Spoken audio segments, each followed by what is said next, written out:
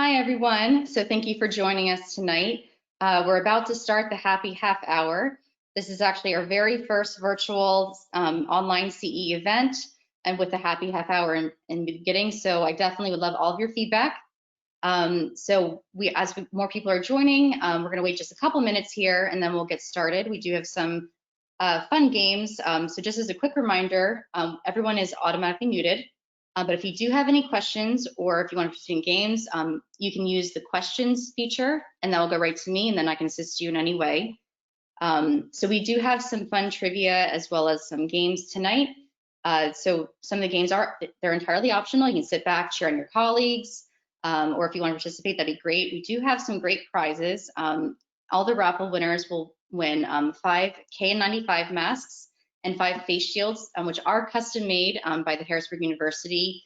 They can accommodate loops as well as some ear savers.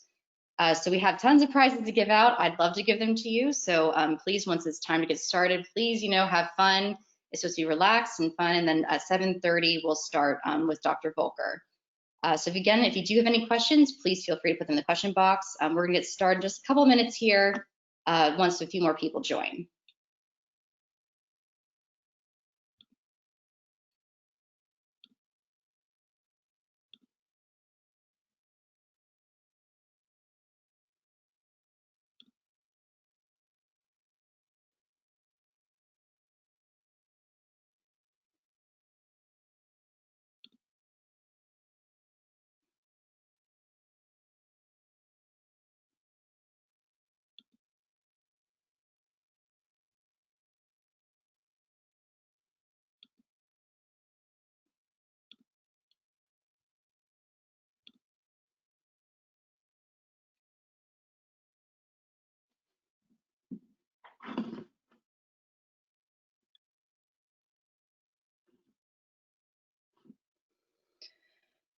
Okay, and I just want to put everyone's attention just a few quick housekeeping updates.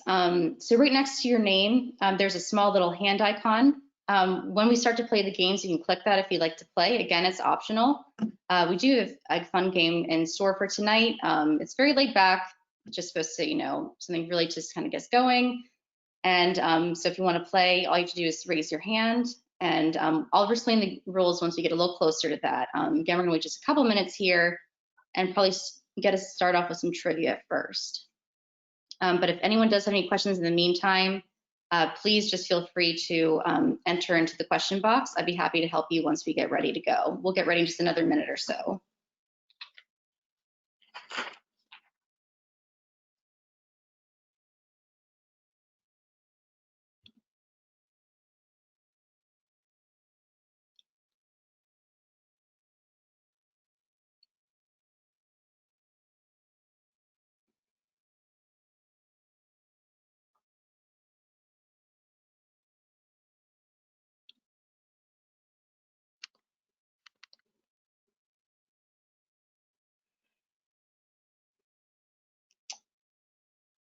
All right, so we do have a few people joining, so I think we might as well start. So for those of us who are new, my name is Michelle. I'm the Member Services Coordinator at the Pennsylvania Dental Association. I am also the staff liaison to the New Dentist Committee. They're the ones who are doing the presentation tonight. So we do have a few fun things in store for you. So to kind of get us started, I have some trivia. All you need to do is, if you know the answer, we're on the honor system here. I know we're all at our computers. We can easily Google it, but it's for fun. So here we go. All you have to do is type in your answer and it'll go straight to me. It just goes straight to myself. And the first person who gets it right will win the prize. Again, our prizes are, I'll send you a box of 5 KN95 masks and 5 face shields that are designed to accommodate loops, as well as some ear savers and some other fun goodies. So please feel free, if you know the answer, to go ahead. So for the first question, other than water, what is the world's most consumed beverage? So again, if you know the answer, you want to take a stab at it, just type it into the question box. So other than water, what is the first person to get it right will win a prize.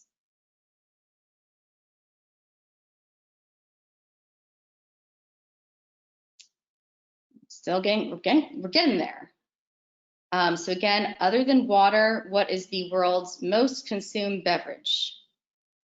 We've got some great answers coming in so far. We're getting close. We're getting really close.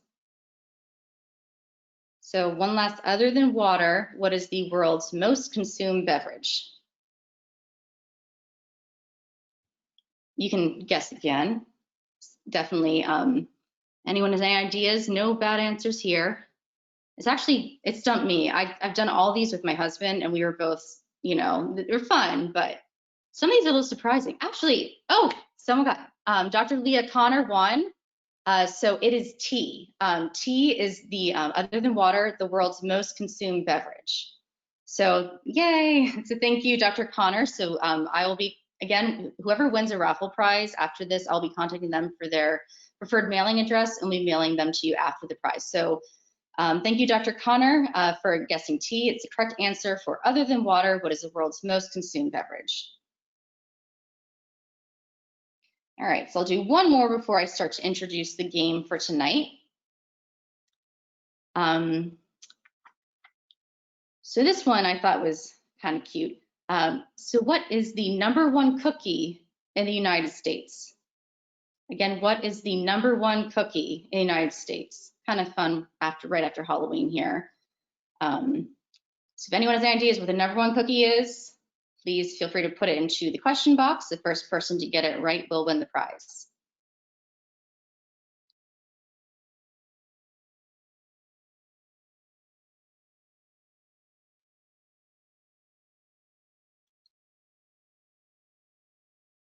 And for those of you who are just joining, we are just starting out with our happy half hour, getting ready to play some games. To warm us up, we're doing some trivia. So, oh, actually, here we go. We have 2 people who got it at the same time. The #1 cookie is the Oreo. So Dr. Ashley Burdett and Dr. Thomas Graham, you're both winning. You came in at the same time. So the #1 cookie is the Oreo. You guys are quick. This is good.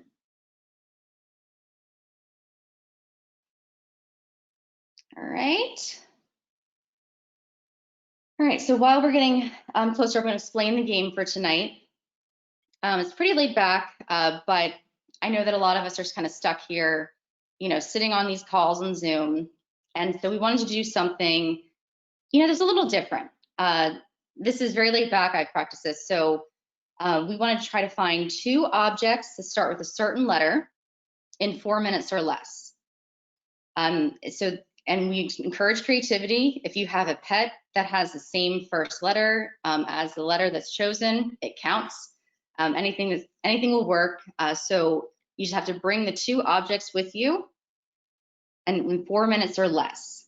Now it does require you to use your webcam. So again, this is not, it's entirely optional, but if you do want to play, we do ask that you use your webcam. So if you are interested in playing, all you need to do is press the little hand icon that's next to your name, little hand.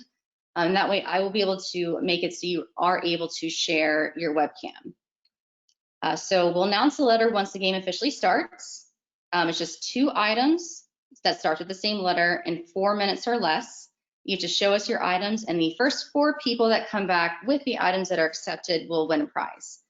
So if you are interested, please just raise your hand, and then I will make sure that to update you so that you are able to share your webcam.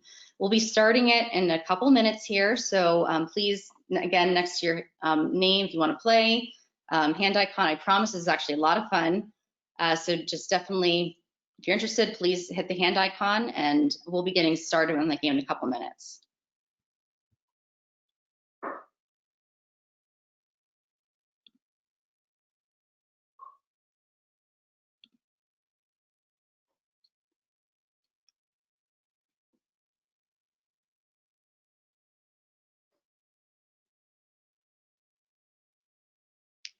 Okay, and just again, for those of you who are just joining, we are starting the game. It does require webcams for those of you who want to play.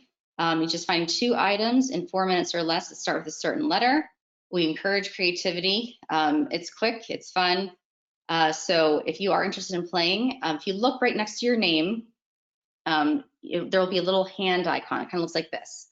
just press that, and then I will make it so you are able to share your webcam. It's pretty short, just take a few minutes. So please just, if you are interested in playing, please hit your hand icon and I will update you so you are able to play the game.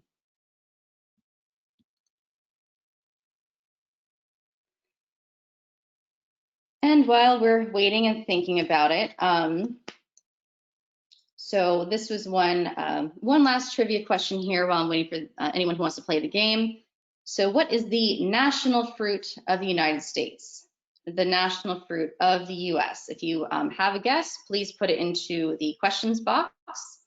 The national fruit of the United States. And again, we are taking people who want to play the game, so please press the hand icon. And so if you do want to play the webcam game in just a few minutes here.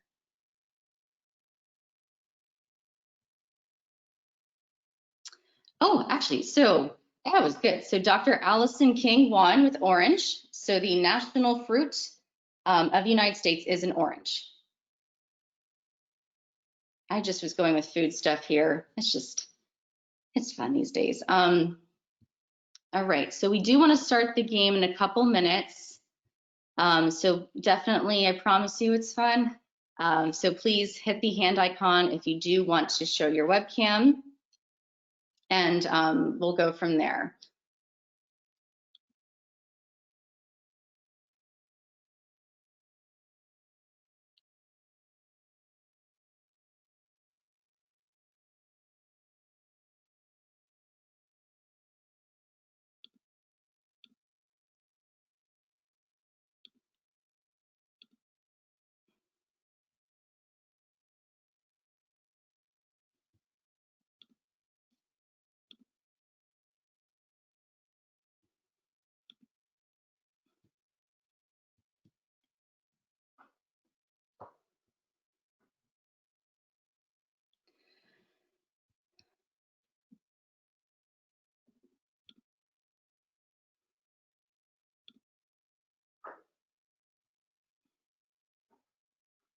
Okay, so I will ask one more here while we wait for, I know we have a few more people joining, so again, trust me, this game is fun, some great prizes are involved. So please, it'll just be a few minutes. If you do want to play, you just have to hit the hand icon next to your name. If you also want to play, you can also submit a question. You can just say that you would like to play the game. Just send it right through the chat box. But in the meantime, we're getting pretty close to the start of Dr. Volker's presentation, so I'll ask one more here. I'll finally get off of food, I promise. So where is the world's largest active volcano located? Again, where is the world's largest active volcano located?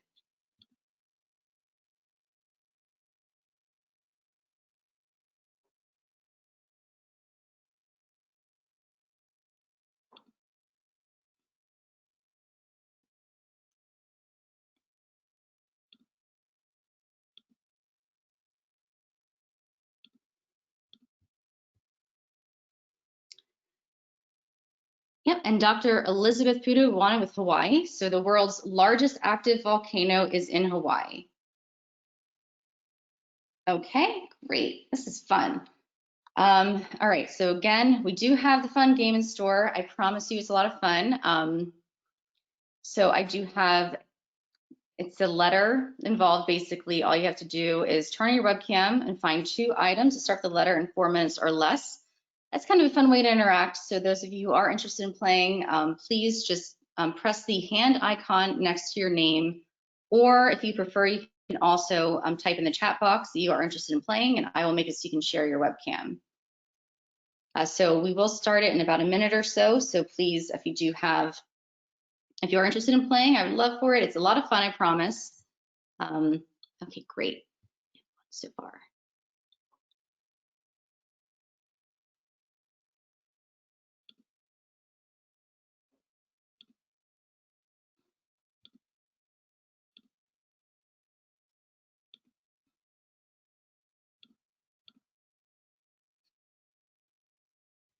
All right, so we do have one person playing so far. So please, anyone who wants to play, I promise you it's fun.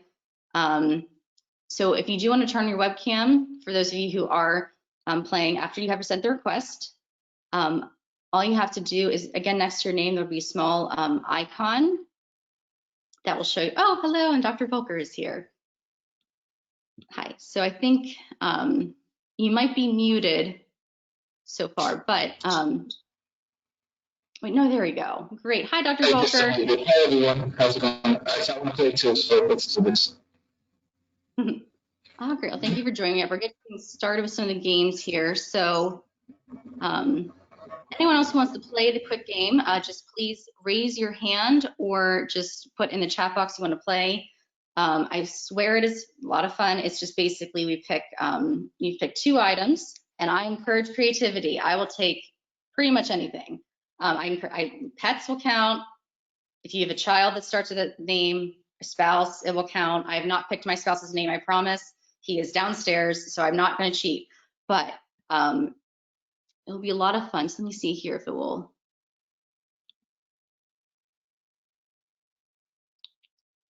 Seem to be having some.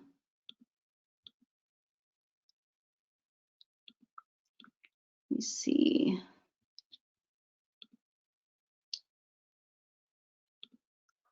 Okay, let me see here.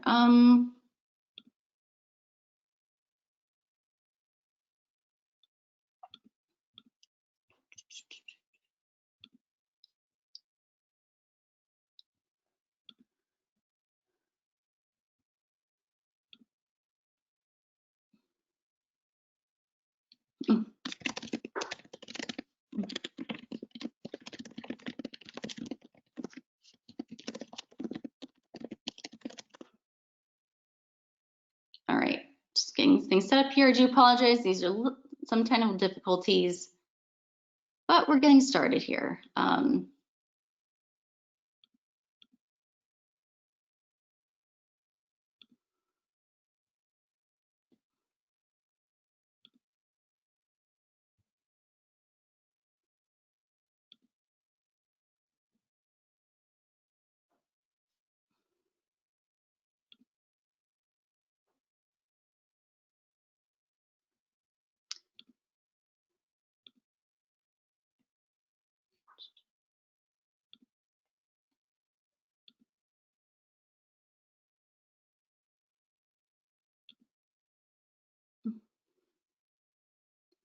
Okay. All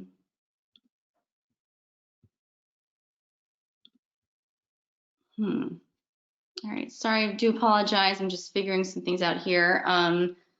While we are figuring out a few things, I do have one last question. So what is the rarest blood type in the world? So again, what is the rarest blood type? And we are figuring out some technical difficulties for the game. So if you do know the rarest blood type, please answer into the questions box.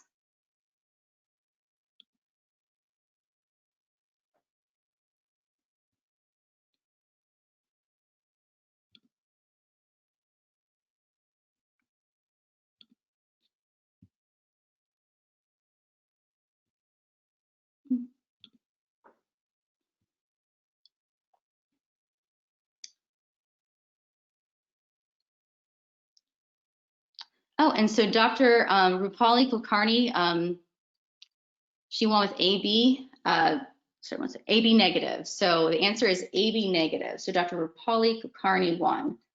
And I know we only have a few minutes left here before we get started. I do apologize for some of the technical difficulties we are experiencing. But for those of you, if you want to play a very quick version of the game, we certainly can. Again, I do apologize for some of the technical issues we are experiencing. But if you do want to play, just raise your hand next to your name or hit the enter the questions. We are trying to figure out some of the technical difficulties here. So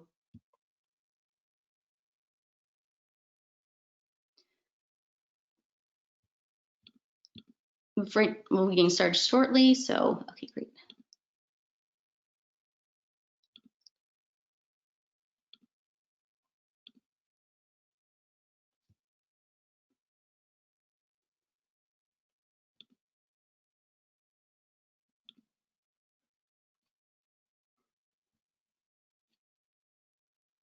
So then if you do want to show your webcam, all you have to do is click the webcam icon next to your name, as well as the audio icon that will appear next to your name. And then we should be able to get started. So if you do want to play the game again, just hit the little hand icon next to your name, or you can also enter the chat box, and then we'll get started. Great. Hi, Dr. Connor. Hi. Awesome. So let me see if we can. If you want to put on your audio, also next to your name, there's a little microphone icon that will allow for the audio to go. Oh, there we go. So, Hi.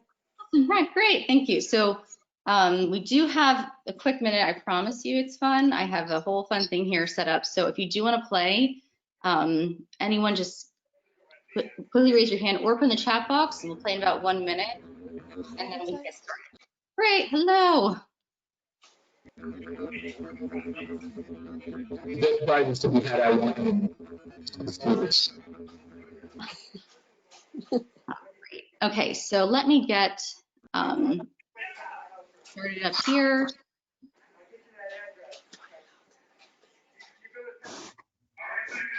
Michelle, I will run around my house for you. Awesome. I appreciate that. Okay. All right. So basically the letter is T. So T is the top. And you do have 4 minutes. I will take 10. So if you guys want to join. It's fun. I promise you, it is a lot of fun. I need a tea. I need a tea. I'll be back. Oh, I got two. Here we go. It should count down. There we go. Spent a lot of time setting that up. I know it's not exciting, but surprising. Just, the older you get, the harder it is to set things up like that. So again, if you guys want to join, I mean, there's still time. Please hit the box or put it into the questions poll. If you want to play the game, all it requires is turn your webcam, and I promise you it's a lot of fun. All right, I've got a towel and a thermometer. Great. Love it. Yeah, I love you got a tree there. That's great. In toothpaste. Awesome. Oh my gosh, that's so funny. That's hilarious. That's great. So you'll win another prize. You're going to be winning a lot of money.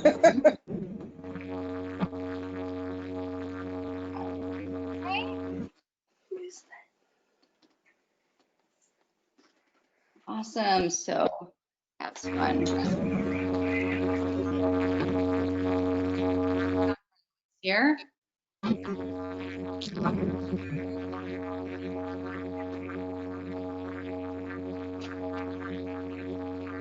right, so we are getting close to getting started. So I will ask you one last quick question here. So this one's going to be a little harder. So you can enter in the chat box or the questions box if you want to answer and play. So which country hosted the first Olympic Games in 1896? Again, which country hosted the first Olympic Games in 1896? Is it Not Greece. Greece. Is it? Yeah, they're the ones who created Olympians. I get it. Well, that's the That's Olympians. fine. Yeah. Again, Dr. Allison King was the first one, so she's correct. What'd she say? Oh, Greece. So, Yep, I got it. yes. That's great. All right, so I think it's about time to get started. So thank you guys for hanging out with our first happy half hour here. We appreciate all your assistance. So we are going to get started.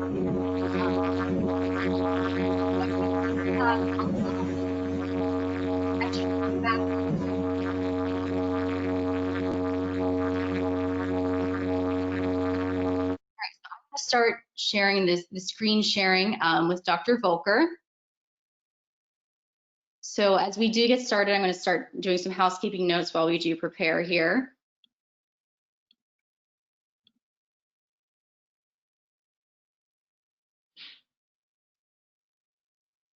Okay.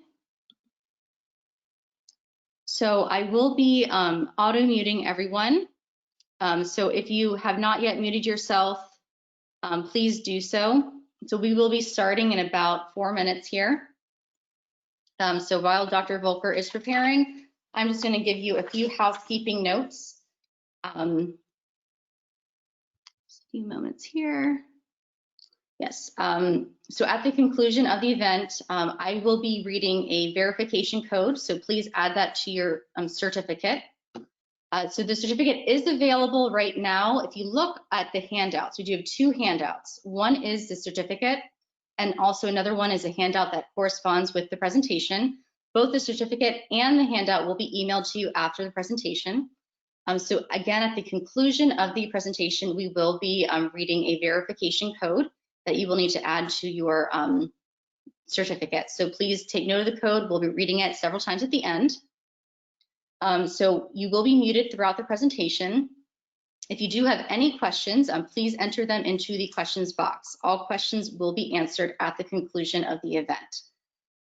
So again, if you have questions, whether it be for Dr. Volker or if you do have some questions about the presentation itself or you need some assistance, I will be here the entire time. So please enter into the questions box and we will assist you.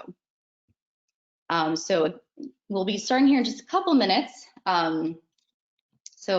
Again, if you look to the handouts, the certificate and some handouts will be available for you. So in the meantime, I will start to introduce Dr. Volker. So very quick introduction. So we do appreciate, we're very lucky to have him here tonight with us. We're very pleased. So he graduated from Columbia University School of Dental and Oral Surgery, and he also completed GPR at the New York Hospital of Queens. He was recently served as the chairman of the New Dentist Committee of the New York State Academy of General Dentistry. He's published articles and lectures on topics including cosmetic dentistry, minimally invasive dentistry, dental materials, and dental implants. So we're very lucky to have Dr. Volker here tonight. So if you do, again, have any questions about the presentation, please feel free to enter them into the questions box, and then at the end, we'll be addressing those questions. So I will be taking my webcam off, but I'll be here throughout the presentation. So if you do have questions, please feel free to send them. And so again, thank you so much for joining us. And I will be turning it over to Dr. Volker. So Dr. Volker, whenever you're ready, please feel free to get started. I think the audio might be off here. There we go.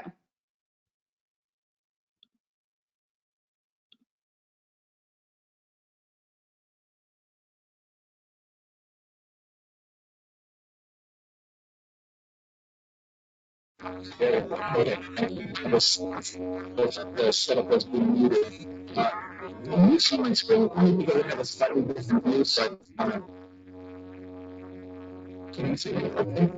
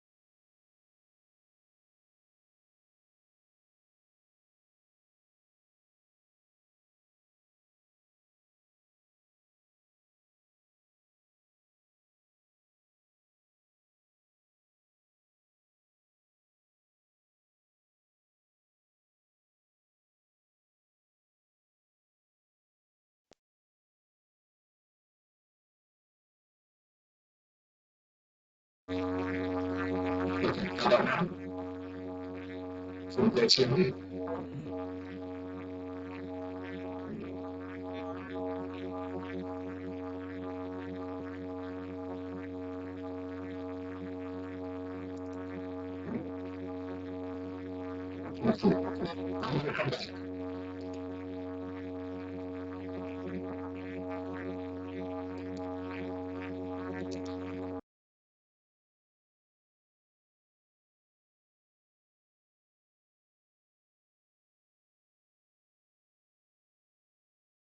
So I do apologize. So he's joining us in a second. He's just going to rejoin. Thank you guys, everyone, for holding on. I do apologize for the technical delay.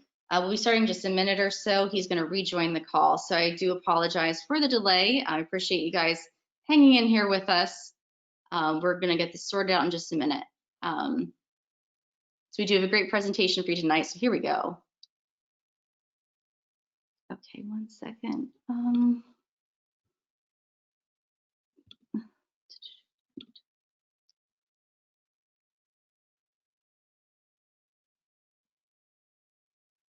You might have to unmute yourself. Sorry about that. Here we go. I'm not quite sure what maybe under audio. I do deeply apologize. I'm not quite sure what the issue is.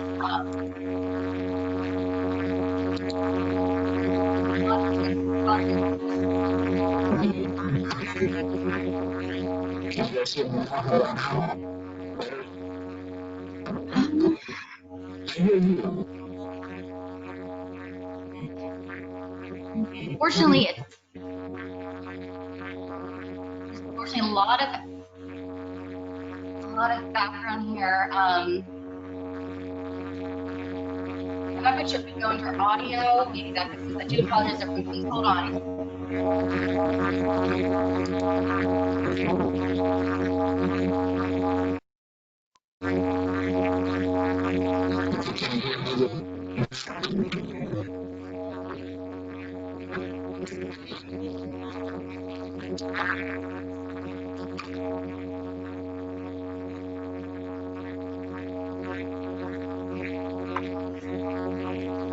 Please, everyone, hold on. I do apologize for the delay.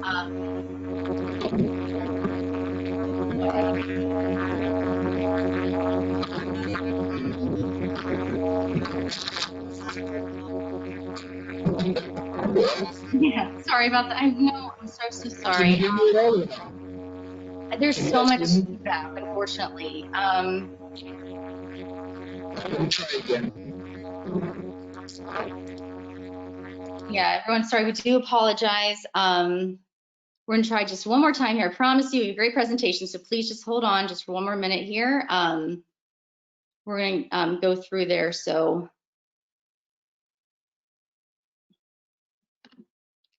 We do greatly appreciate you guys staying behind. We'll get started here in any second.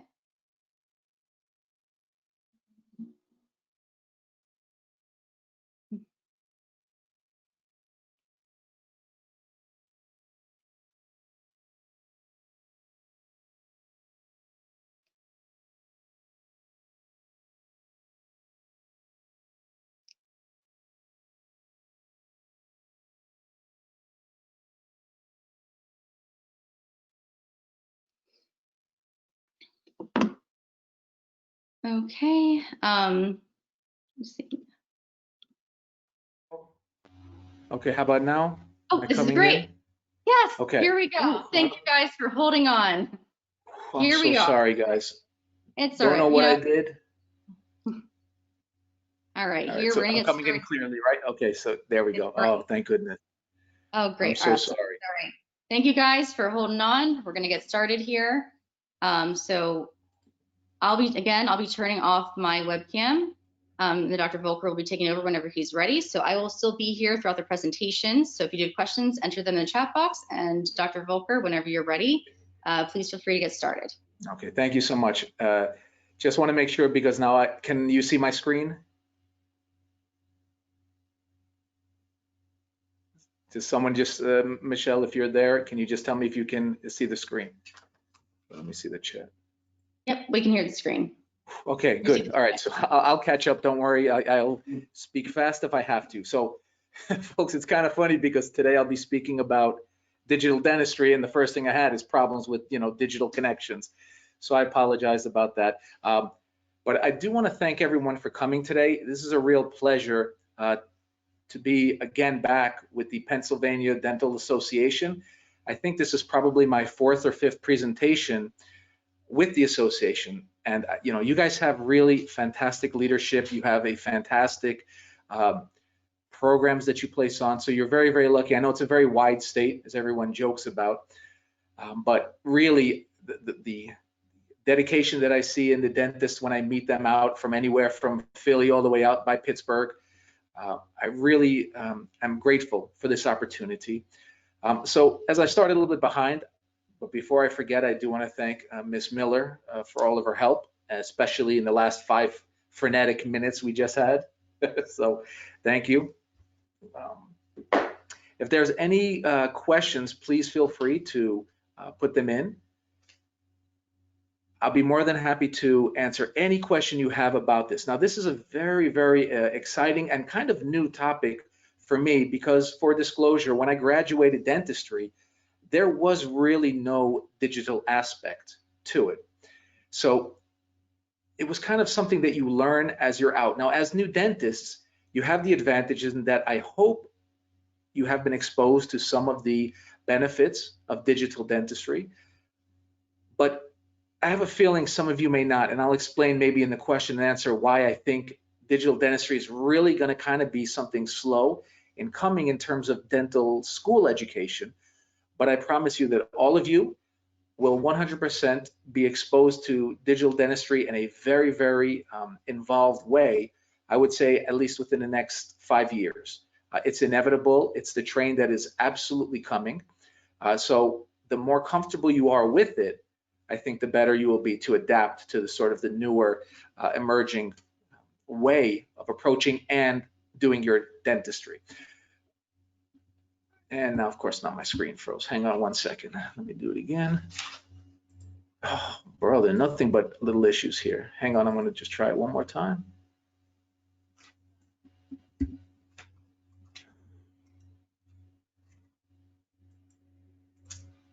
Okay, here we go. It's like technology's mad at me for doing this. So before I begin, I do have to disclose that I do test and receive materials from the following companies.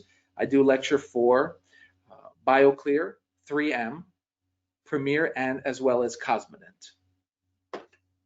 So today I have a few objectives that I want to get to all right, we'll do it this way. For today's presentation. And the first thing I'd like to do is just have us gain some familiarity with some commonly used restorative materials, particularly some indirect ones that I know you all have done in your private practices or have been exposed to, at least in some part within dental school or postgraduate training. Then what I would like to do is just discuss kind of what's out there in terms of availability for in-office CAD/CAM machinery. And then I would like to discuss how we can implement digital dentistry into your practice. I think there's some equipment. That's okay. No, I think, Michelle, I think, is the slide moving now? I see the slide is moving, so I think we're pretty good on my end. Could someone just unmute and tell me if my slide is moving? I'm on an objectives page, and I'm hoping I'm moving it. I just got a note. So we're not really seeing it move. It's still the title page here. It's still the title page. Okay. Mhm. Oh boy. Okay. All right. Then I'm going to jump ahead a little bit. Let me stop showing the screen. Oh boy. Oh boy. Okay. Yeah, I'm a little bit frozen here. So let me see what I can do here. No, I don't want to leave the webinar. You're still seeing the title screen? So I think you took it off the screen share. So if you go under sharing and then you hit show screen, there we go. What do you see now? Is it objectives? Mm-hmm. All right, I'm going to put one more up through and then we'll move on. Tell me, did this, let me see if this advanced, and then it may just be the way I'm seeing this. Did it advance? It advanced. Yep, we're good.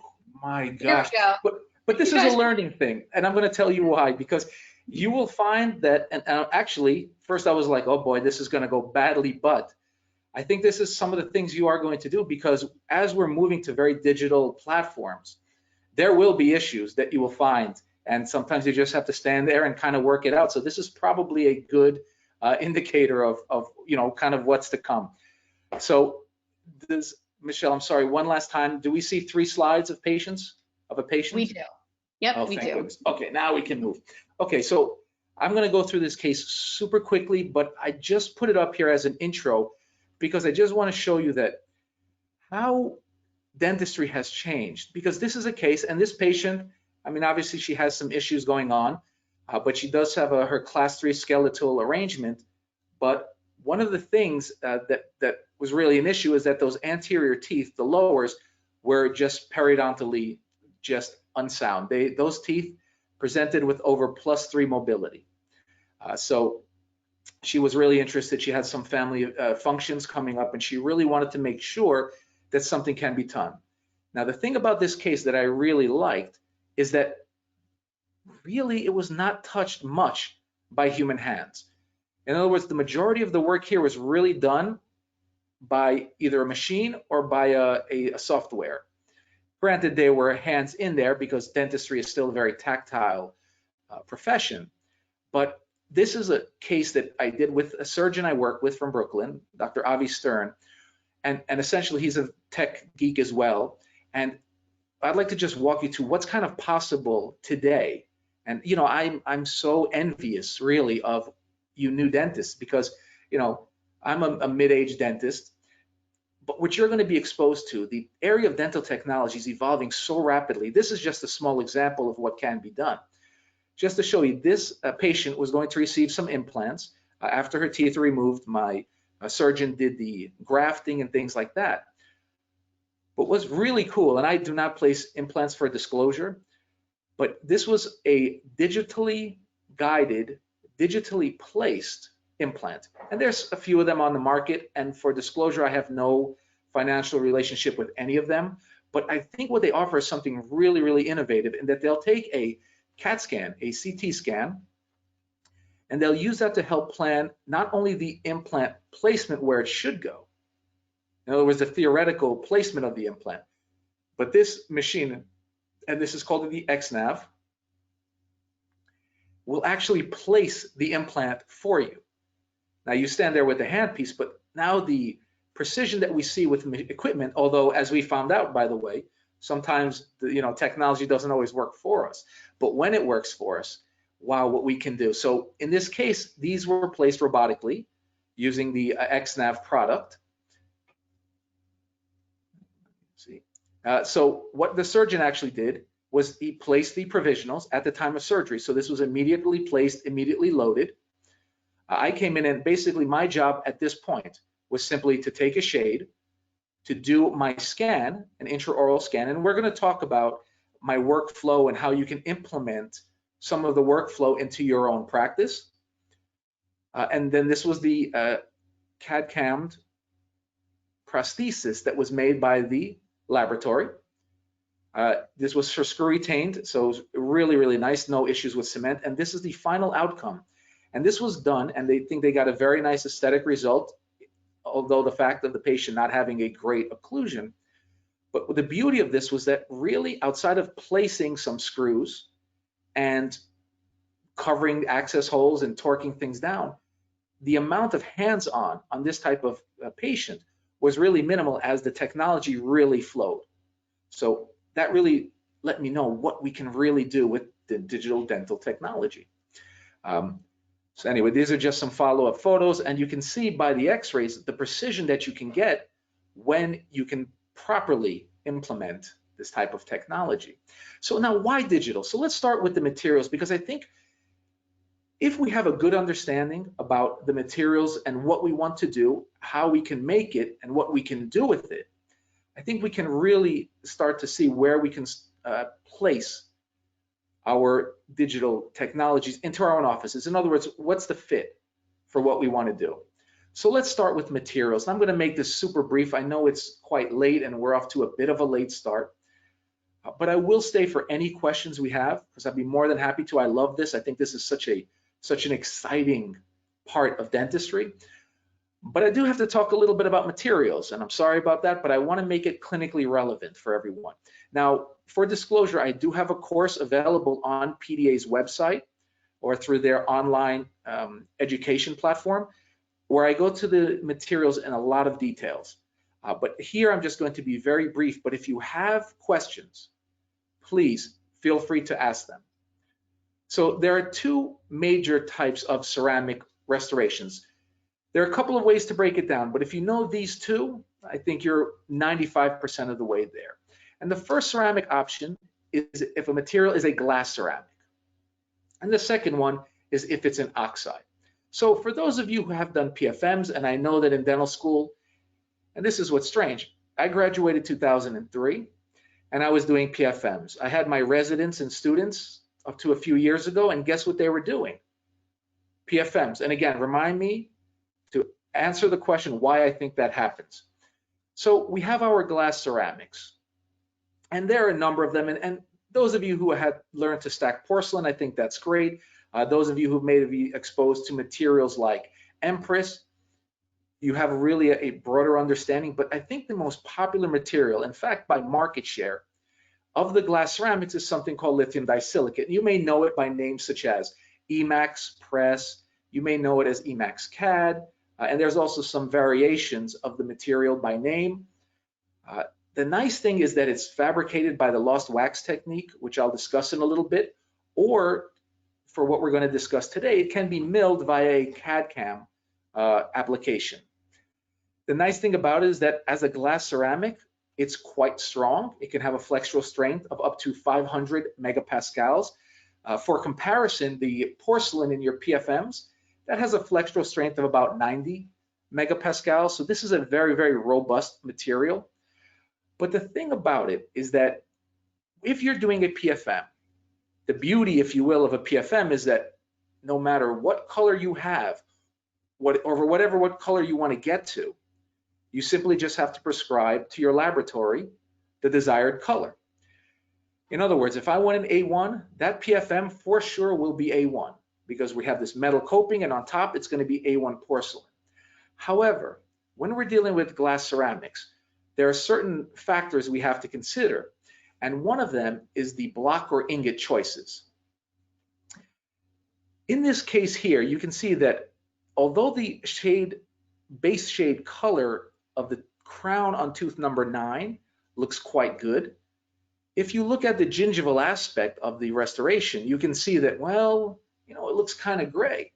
So it doesn't have a really nice match. And so you say, well, maybe the incisal half of the tooth looks quite good, but in terms of a nice color match, it's not terrific. And what likely happened here is that the material chosen was likely too translucent because the underlying tooth structure was probably, or the underlying structure was probably some type of metal or cast post. So when you're trying to select the type of color, if you will, of your lithium disilicate, of your Emax, you have choices. Now, here are your choices. You have high translucency, you have medium, low, medium opaque, and you have this high opaque. Now, just for information, because we're going to be talking a lot about blocks, and because that's the CAD/CAM application, there are some of the Emax materials, some of the lithium disilicate that is only available as an ingot. Now, an ingot, and I'll show you actually step by step how that's made, is done in a more analog application. But if you have a really dark colored tooth that you have to block the stump for, and you need a highly opaque ingot, you will not really be able to mill it because they do not offer currently a high opaque block. So that's the one, it's ingot only. So essentially, for any color you want to get, for any A1 restoration for your crown, for your veneer, instead of saying, dear lab, give me A1, you now have 56, roughly 56 possible choices that you can have for this restoration. So typically, let me walk you through how the lithium disilicate is processed in a CAD/CAM application. Essentially, it starts with this, and I'm going to repeat it with several materials because I think it's important to understand what the advantage is going to be of CAD/CAM going forward. So the first thing you have to do is you have to do your design. It's very similar to like a wax up, except it's all done on the screen. Then it has to be milled. Then you have to crystallize it. And essentially, it's not super important that you know all the steps. If you want clarification, I would be absolutely more than happy to do it. Then you can add some coloring, some stain and glazing. And then you have to treat the inside of the glass ceramic. So as you can see, essentially, to get a very functional glass ceramic made by CAD/CAM, there's basically only 5 steps. So already, as you'll see in a minute, the workflow certainly gets a lot smaller. Now, moving to the next material, and this is why I really miss the in-person camaraderie. But I would like to ask, this crown, what happened? It looks like the dentist made a pretty nice preparation. It looks fairly good, maybe a little super gingival, but I don't think that was an issue. But if you look at the occlusal clearance, you can see that that's a very, very thin amount of occlusal reduction. So is it a failure of the operator? In other words, did the operator drill enough?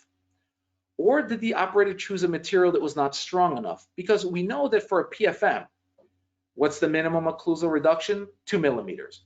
Why? Have any of you held a metal coping in your hand? You say, yeah, it's super thin. So why do I have to prepare 2 millimeters? Well, the reason is because a very weak material will function more strongly when it's thicker. So because there's a history of using this weak feldspathic porcelain, and it, again, with a flexural strength, a strength of only 90 compared to like 500, because it was so weak, you had to make it much thicker. That's the only reason you prepare 2 millimeters. So when we look at a preparation like this and we see a very thin occlusal reduction, for a PFM, absolutely would not fly. And especially in a back tooth, for a glass ceramic, probably would not fly either. But does this mean that the operator under-reduced? Well, maybe. Or is there a material that maybe we can use? And of course, in this instant, we're going to talk about the oxide ceramics or the glass-free ceramics. And by far, the most popular oxide ceramic is zirconia. And I'm sure all of you at this point now have had some large numbers of cases of zirconia. So if you have questions about zirconia, how to cut it off, which is one of the worst, let's put that up in the chat. But a few things about zirconia. We know that you can actually do a PFZ, which is similar to a PFM, except you're going to put porcelain, feldspathic porcelain, on top of zirconia, or you can make the whole thing out of zirconia. And that's, of course, what we refer to as a monolithic. It has no glass, which means that bonding can be an issue. It can be wet or dry milled. And it's the first material that's truly indicated for posterior bridges. Now, the beauty of flexural strength is that it is really, really strong. It's strong in the anterior, and it's really can be strong depending on the formulation in the posterior. And I've seen some numbers of up to 1,500 megapascals of formulations of zirconia, which means that those materials are really holding up well, and they're great for those single unit second molars, right? With that minimum occlusal reduction, they will work really well. But they do have shortcomings as well. Now, typically, you can fabricate your zirconia by either dry milling it like you see here, and I'm going to show this a little bit more detail, but essentially what it is there's a hockey puck of material, and we place it into our mill unit, and we'll actually mill out the full contour of a zirconia crown. Now, the hockey pucks, if you will, they're done with a dry mill. But for any of you who are familiar with or have some type of, let's say, dentally commercially available equipment like a CEREC or an E4D or the Emerald or the PlanScan, then you can mill zirconia in a wet mill as well. But definitely, and I'll show you what the advantage is to doing it in a dry mill. So this is how we do it. All of the zirconia in my lab is made in a dry mill. So the steps for doing a monolithic zirconia are, first you have to design it, and everything, as you'll see, starts with the design. Then it has to be milled, just like I showed you, and you can see also from the puck on the right. Then it has to be treated. It actually has to be what's called sintered. It has to be coalesced, and that will increase its strength. Then to add some colorants, you can stain and glaze it. And then to give it a bit more retention, after it's been processed, you can use some aluminum oxide to air abrade the intaglio of the restoration. Now, the picture on the left and the right are the exact same restoration. The picture on the left is a freshly milled, if you will, zirconia crown. The one on the right is a zirconia crown that has been sintered or processed. For clarification, you can do glass ceramics in an analog manner. You can do it by pressing the material, but all zirconia, now I'm gonna say it again, all zirconia has to be made via CAD/CAM. There is no analog version of zirconia. So for people who are detractors of CAD/CAM dentistry, they say, I'd rather do old PFMs because it's a model and you can touch it and you can work with it. If you're having good success with your zirconia, your margins, your occlusion, your contacts, just know that zirconia is only fabricated via a CAD/CAM application. That's it. There is no analog to it. But you cannot do a try-in because, as you see in the picture on the left, it's about 25% bigger when it comes out. When it sinters, it actually will shrink. So basically, in summary, just to give us a little bit of a education, and again, this is super of a superficial approach to these topics, but I'm more than happy, and I'll provide all my contact info at the end to discuss any issues you have with particular materials. So glass ceramics, just kind of as a type of summary, they do tend to be translucent, but you do have some opaque options. As you saw, there was high opacity, medium opacity. Because they are glass, they do tend to have higher bond strains than zirconia does, but there are things like zirconia veneers, and we are starting to use them more, at least in my practice, and I'll explain why if anyone is interested. But because they have glass, they do tend to be weaker than the other category, and that's the oxide ceramics, which as a family still tend to be more opaque. Even in the anterior, they sometimes can look a little bit dull and opaque, but again, that is to the skill of your technician, but they are certainly stronger. And the reason I mention this is by far, these are the two materials that in my in-office lab, we are fabricating the most. It's a very nice workflow that the manufacturers have set up. It's very cost effective. And so it's an easy way for us to apply these two very, how do I say? I don't want to say that they're, because they both have their place. Let's just say that these two valid materials are used often in our laboratory and in our practice. So let's talk a little bit now about the in-office aspect of digital dentistry. And I want to start by showing you what's a typical analog workflow. And I'm hoping that in the question and answer section, I hope that some of you would just maybe, if you don't mind, share what was your experience with kind of lab work in dental school. Because in dental school, we did a lot of lab work, especially in the crown and bridge portion of it. But for those of you who are not as familiar, I'm going to walk you through what a typical analog workflow, if you will, of a lab that you may send the majority of your crowns to, or the technician down the block who's been in practice for maybe 20 or 30 years. So the first thing you have to do when you receive a model is obviously you have to disinfect it, because you can assume that the dentist who sent you the model disinfected it, but you can't take that chance. So now you have to disinfect it. And we know that disinfection takes time. Then there will be a person at the laboratory, typically the stone and plaster person, who will then go ahead and pour the model and mount it. Again, this is another step that can take some time and take some expertise.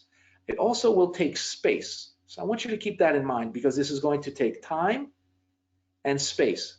And this is what I was going to allude to when we're talking about disrupting the status quo. Has technology really allowed us to compartmentalize our workflow? Because right now you have somebody disinfecting it, and likely the same person is going to now pour the model. But then another technician, typically either the wax person or the ceramist, will wax up the restoration. Say, okay, I need, like this case, this is a veneer on tooth number 7. So, okay, so they're gonna do a wax up. And for those of you who did gold, which should be none of you, I think, you have to add a sprue, because what they're gonna do now is they're going to make the restoration. So you have to do your wax up, you have to add your sprue. Oh, but wait, there's more. Because what happens next is a process called investing. Now, you may have done this if you worked with gold, or if you were lucky enough to work with these glass ceramics, you actually have to do kind of a model and pour up this investment of the wax pattern. Then what you do is you place it into an oven. You flip it upside down and the wax pattern actually drains out. Then you have to take one of these little tablets. This is called an ingot. You can do it when you did gold with those little pieces of gold, but for glass ceramics, and this is for lithium disilicate, you add this tab. Now, what happens next is this tab gets placed into this tube, drop down, and there's a little plunger. This plunger gets placed over the tube, and it's placed in this oven. Now, what this oven does is it heats up and it melts that little ingot that was placed in, that's your A1, gets heated and literally gets pressed into place. And the liquid, the molten lithium disilicate, goes into this wax pattern. Hence the term Emax press. And also, for those of you who, I doubt you would know it, but there was a material called Empress, which was made in exactly the same way. It's made by the same manufacturer, which is Ivoclar Vivadent, and that's where the press of Emax press came from. All right, now once it's done, you have this completed monolithic veneer. You have to cut off the sprue, and this is typically done by another person. This is what it looks like, and then to make it look more lifelike, the ceramist will come back in and place a material.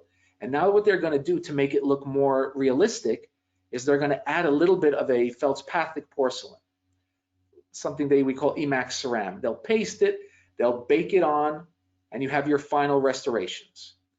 They could put their glaze, and now you have your final veneers. Right? So this is a very, very typical workflow that you will go to in any lab that does not implement CAD/CAM technology.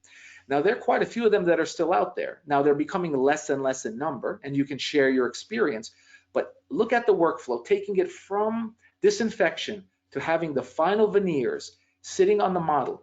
This would take typically, in a medium-sized laboratory, about 4 people to do, minimum, unless it's a person who's doing all the lab work themselves, at which point they have a very small client base to do this. So let's just put them side by side, because I showed you the workflow for glass ceramics and the workflow for zirconia, and just compare it. Now, if we were to compare the analog and digital workflow, right, look, all this work you have to do, disinfect, pour your models. I didn't even mention the person who has to do the trimming of the die, who has to Pindex and ditch the margins. Then, and only then is it ready for the wax up or the design. Then you have to invest it, you have to burn it out, and burning it out and investing takes time. So if we look at this point, just this point already, we may be looking at a 4 to 5 hour workflow from receiving the restoration, from receiving the impression, just to now getting it ready to be pressed. Then it gets pressed, then it gets stained and glazed and gets treated. So there's probably at this point about 5 hours worth of work. Comparing that to a digital workflow, the first thing that's done is the scan gets imported either from an intraoral scan or it comes in from a regular impression. And I'll show you how we deal with that. And then the technician just sits there. He can do it in his house. He can sit in his underwear and design the restoration. Then he can shoot it over to the mill. And so they can mill it, they can crystallize it, they can sinter it, whatever you're set up for.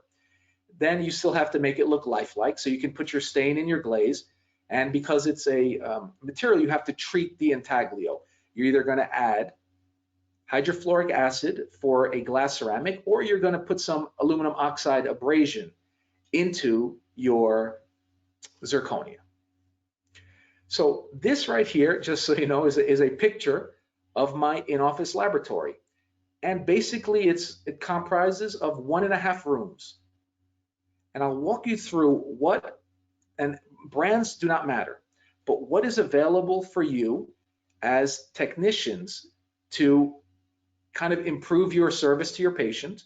If you're interested, you can even do what I ended up doing, and that's creating a commercial lab. But essentially, this is it. This and maybe 2 other machines is my laboratory. When we looked at the analog workflow, we saw that there was so much space needed because, right, you needed a place to disinfect, so you had to keep that away. Then you needed a room, and do you all remember dental school? The labs, how messy things got. So you had to keep that away from the wax. You had to keep that away from the ceramic, which can be messy in its own right. So typically for a lab, you do need a pretty big footprint. All of my work is done here in this very, very small space, but it's more than ample. So I'm going to go through some of the equipment that is available for you. These are actually pictures of my own equipment, but there are many out there. So I have 2 mills right now. I have a dedicated wet mill, and what this does, for those of you who are familiar or have a CEREC or a plan scan, is it will mill the blocks. If you're interested in getting a mill, I would recommend you get something with at least 5 axes. The CEREC and the what's the other one that's out there? The CEREC and the Blue Cam, no, the Emerald, they have currently 4 axes. So the accuracy is a little bit less than these, but the workflow on them, if you're not familiar, is very easy. It's very dentist friendly.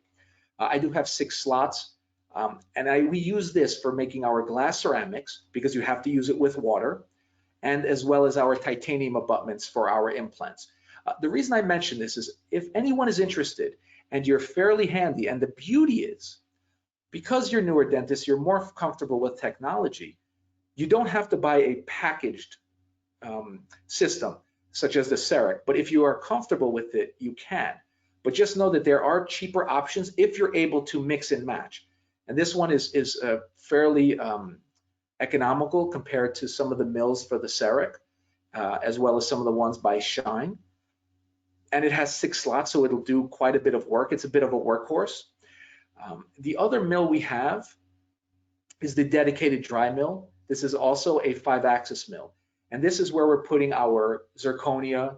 Now, there's also PMMA pucks, the acrylic pucks, that can be used to make these very long span and very strong provisional restorations. And that's a really nice adjunct. It will mill a provisional fairly quickly. The other thing that's coming out now, and this is fairly recent, is that you can actually mill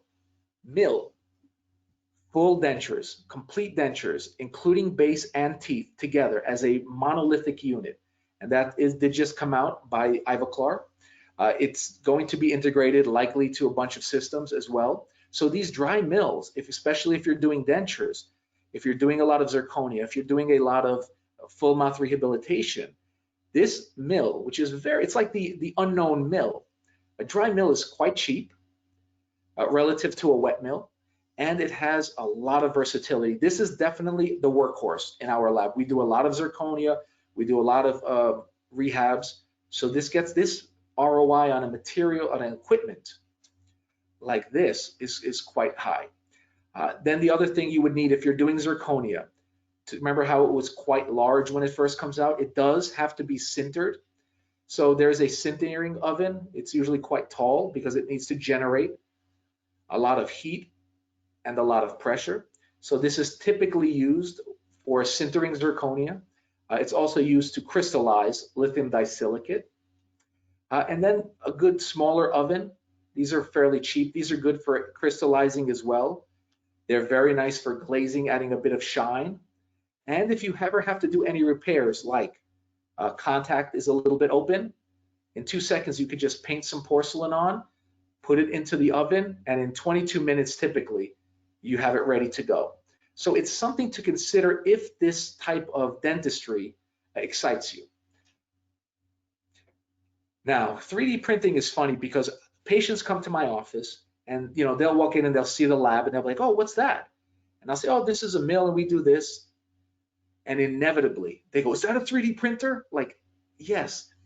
And 3D printers are great, but I'll tell you, 3D printers are actually the most economical of all the CAD/CAM equipment you can buy. People get very impressed by it, even though really the mill units are the ones that really do the work. But 3D printing, I think if you want to dip your toe into digital dentistry, this is the way to go, because the ROI on a 3D printer will come almost immediately, and I'll show you that at the very end. But we're using this to print models. We're using this to print the models for our aligners. We're also using this to print implant guides, surgical guides, and also to print retainers as well. And there are two types. I just want to put them out there. There's some that are called the SLA printers, and there's others that they do the DLP. Now, typically the SLA printers, which are quite good, they tend to be cheaper. The DLP sometimes can be a little bit more accurate, but you're not printing crowns here. So even if it's not perfect detail, I would tell you probably an SLA printer. And the whole package for the one we bought was about $3,500. And I think if you're doing any type of orthodontic therapy, it will pay for itself within the first case or two. And I'll show you how. And I'm not a financial guy by any stretch. I never bought the equipment as a way to make money. I bought it as a way to provide faster and better service to my patients by having the ability to do same-day dentistry. It just evolved into something, but you'll see once you get exposed, it really makes a difference. It really opens your eyes.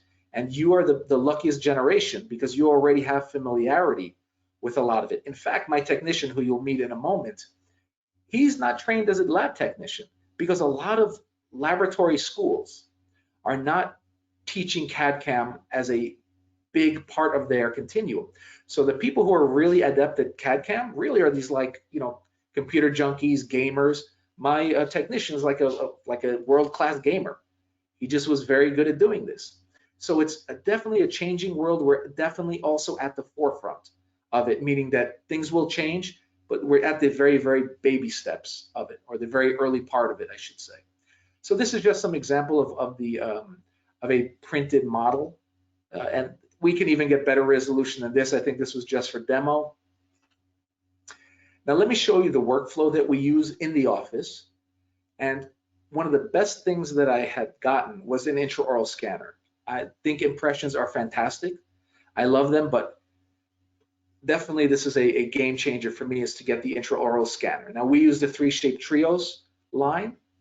So typically when a patient comes in for a case, I'll have my technician, and this is Angel. He'll come in on the cart and we wheel the 3Shape over. Now there are some very cool, standalone units that are available in some of these, but again, if you can parcel things out and pick the best components, because the processor and the processing speed of those standalone units are usually nowhere near as good as a gaming computer you can put together. So, the manufacturers will put it to make it kind of easy, but if you have someone who's good with computers, or if you yourself are good with computers, then you'll see what capabilities you're able to have. So this is kind of our setup, and it gets wheeled in from room to room, and we'll take these digital scans. We'll bring it over to the laboratory, we'll import the scan, and we're able to process, or at least begin the process of making the restorations 10 minutes, maybe 3 minutes after the scan is finished and imported.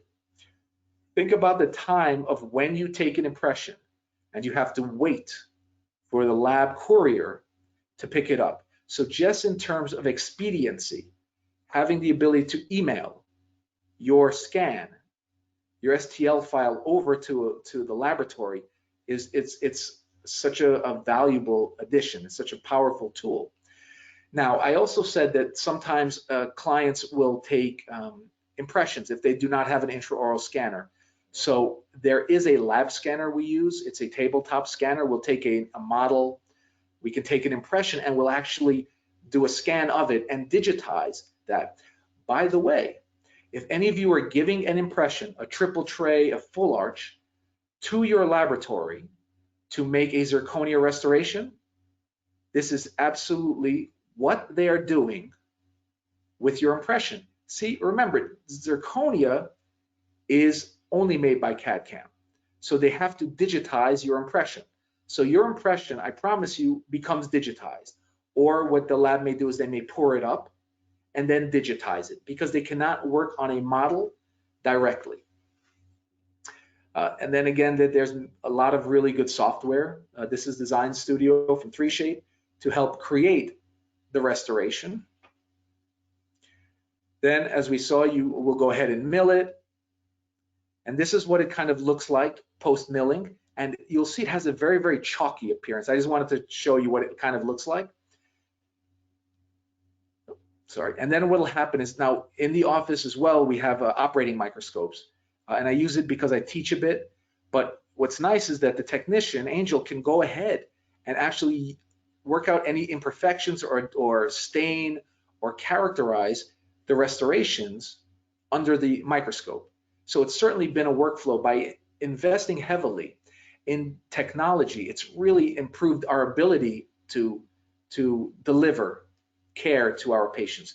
And then he goes ahead and he'll maybe stain it. He'll do a little bit of adjustments in the lab again. He'll sinter it. I mean, the steps are not super important, but I just want you to see like what the steps actually look like, just so you become either familiar with it or to reacquaint you with the steps if you've done it before. And then you kind of stain and glaze it until you get a outcome. Now, where I think really things are going to get interesting and where they are is definitely in the realm of implants. Because analog protocols for implants work really, really well. They do. But if you've ever had to do an open tray technique and you've got impression material, you know, streaming everywhere, and then all of a sudden you lose your access hole and you're standing there trying to rip impression material apart so that you can unscrew your transfer abutments, it can be messy. It can be uncomfortable for the patient, and it can certainly induce a lot of stress to you, you know, as the clinicians. The way it's done digitally is quite nice and very easy and very logical. And what they do in the place of your transfer coping is they will use something called a scan body or a scan post or a scan flag. And essentially, these are either going to be bone or soft tissue level. And then it can be, and here's where it's tricky. It can either be software dependent or it could be manufacturer dependent, or it can be lab dependent, because sometimes labs are very slick about this. They'll say, well, we can't accept your scan unless you use our scan bodies.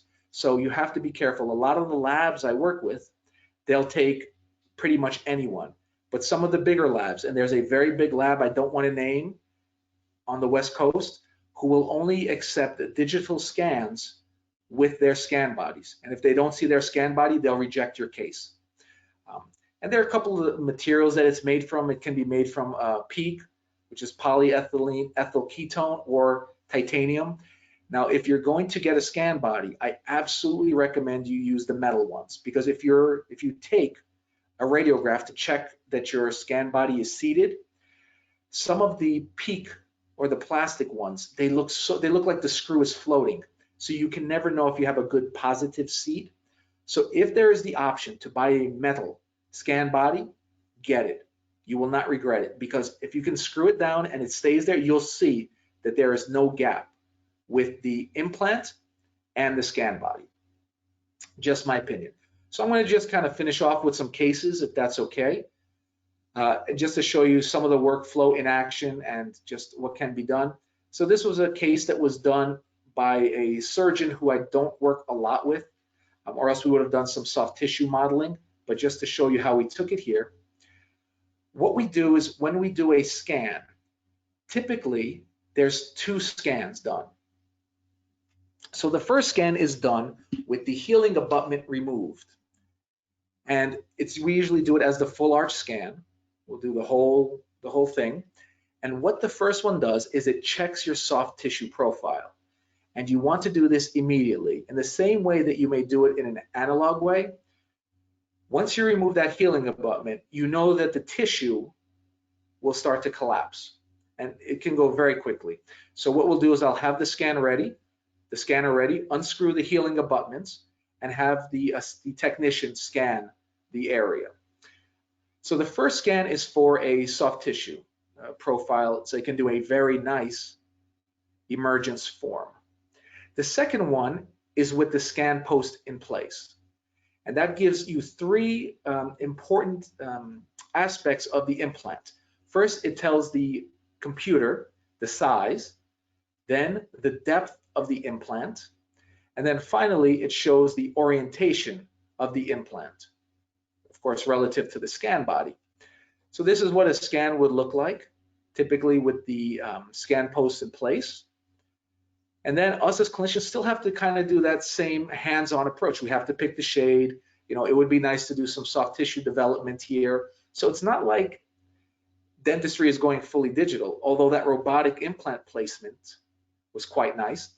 But it's still, we are still a tactile industry. We have to have our hands on, but definitely the digital aspect is a really, really good adjunct.